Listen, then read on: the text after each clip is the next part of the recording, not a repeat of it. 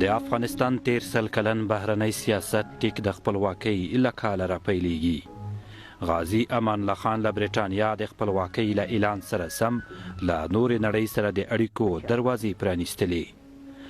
امان الله خان د برټانیا له سیال پخواني شوروي اتحاد سره لومړی راشه درشه پیل کړه. که څه هم دا کار په برټانیا ښه نه لګید، خو افغان بادشاه داسې سیاست غوره کړ چې هر هیواد د افغانستان خپلواکي په رسمیت پیژني، ورسره اړیکې پالي. وروسته هغه ترکیې، ایران، فرانسې، جرمني، ایټالیا، بلژیک، امریکا، مصر او نورو هیوادونو ته سفرونه وکړل او د خپل بهرني سیاست کړۍ یې لا پراخه کړه. کله چې په 1929 میلادي کال کې د غازي امان الله خان واکمني راوپرځول شوه، افغانستان د څو میاشتو لپاره د کورنیو اړو دوړو او جګړو شاهد و.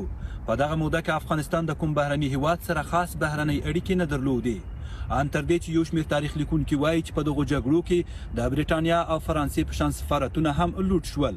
خو کله چې بادشاه نادرشاه واکمنۍ ته ورسید، هغه هم دغلته بهرنیو استازولیو ته ډاډ ورکړ چې سر او مال به یې خوندي وي. دارنګه نادرشاه له هغو هیوادونو سره د ښو اړیکو غوښتونکی شو چې د غازي امان الله خان لخوا ترلاسه شوې خپلواکي په رسمیت پیژني. خو د ظاهر شاه د واکمنۍ پر مهال دا اړیکې دوام مومي. نوموړی له ګڼو نورو هیوادونو سره هم ډیپلوماتیکه راشه درشه پیلوي. دغه افغان بادشاه چې په 13 کلونو کې نږدې نیمه پیړۍ واکمني کړې، په کور دننه او بهرني سیاست کې توازن ساتلی، ځکه د کارپوهانو په وینا په دې هیواد کې واکمني تر ډیره پایښ کړی.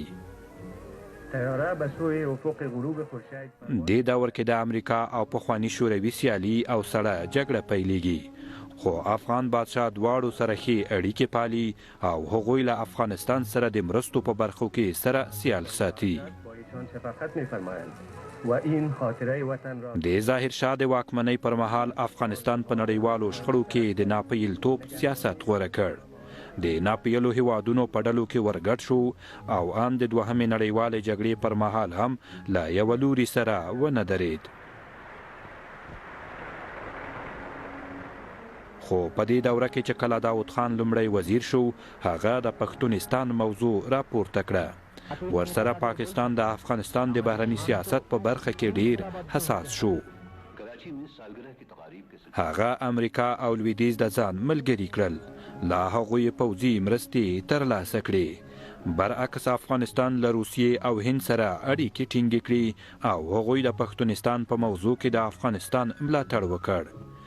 د ظاهر شاه د واکمنۍ په وروستیو کې او د دیموکراسۍ په لسیزه کې پخوانی شوروي ډیر زیات په افغانستان کې دخیل شو او ملاتړي یې ځواکمن شول. که څه هم وروستی لومړی وزیر موسی شفیق د امریکا خواته مایل و، خو افغانستان د شوروي خواته ډیر نږدې شوی و.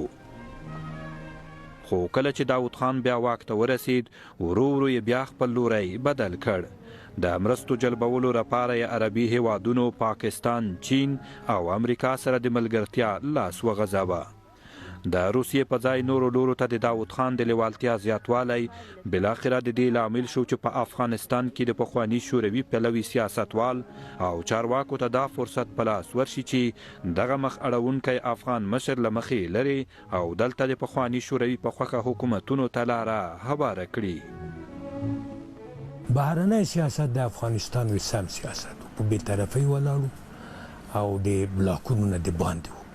نو په دې اساس د افغانستان سیاست د داود خان تر پایه پورې یو ملي سیاست و او د افغانستان په ګټه سیاست و او د نړۍ نه د افغانستان لپاره د ګټو د جلبولو سیاست و. ډیره مشهوره ده، وایي داود خان ته چا ویلو چې ته د امریکې سره هغه که د روس سره وی د ګوګړ راواخیست، روسای ګوګړ یې ووهه او امریکایي سګرټ یې پرې ولګاوه. وی موږ د دواړو نه کار اخلو. Our relationship with all the countries including Soviet Union and all our neighbors and throughout the world will be based and depend on the amount of their support.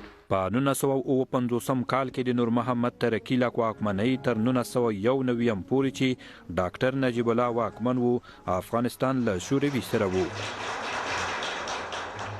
خو کله چې خلکانو قدرت ونیوه، دوی شوروي اتحاد ته ډېر میلان پیدا کړ او له نورو هېوادونو سره خپل علاق کم کړه.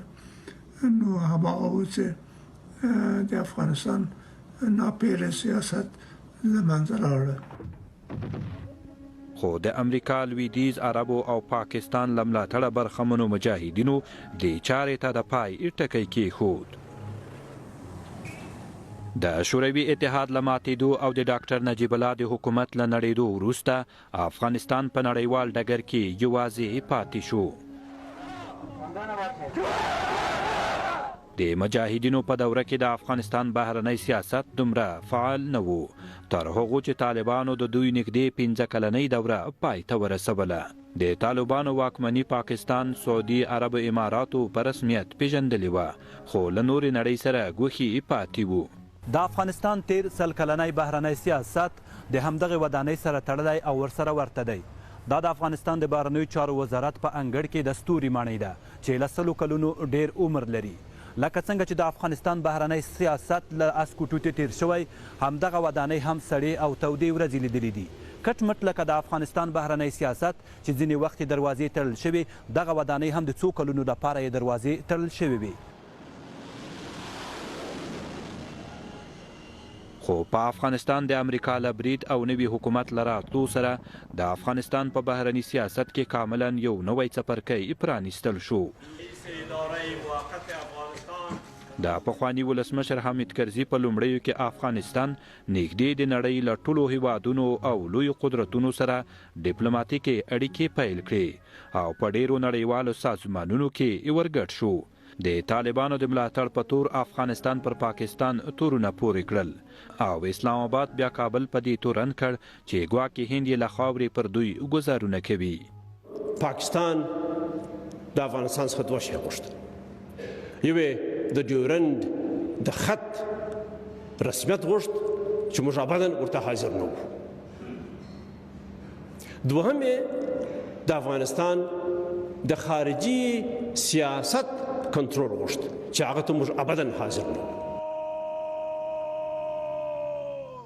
ولسمشر اشرف غني له پاکستان سره د اړیکو د بیا ښه کولو هڅې وکړې، خو کابل او اسلام آباد لا هم سره رښتینی ملګري نه شول. دا مهال افغانستان له ډیرو هیوادونو سره اړیکې پالي. د سیاسي چارو شنونکي په دې باور دي تر څو چې سوله نه وي ټینګه شوې، له اقتصادي پلوه افغانستان په خپلو پښو نه وي درېدلی، په بهرنۍ تګلارې به یې تر ډیره د شرایطو او بېلابېلو فشارونو سیوری پروت وي. موږ د نړۍ له اکثرو هیوادونو سره چې زموږ منافع ایجابوي ښې او دوستانه اړیکې لرو. صابر عزیز، BBC کابل.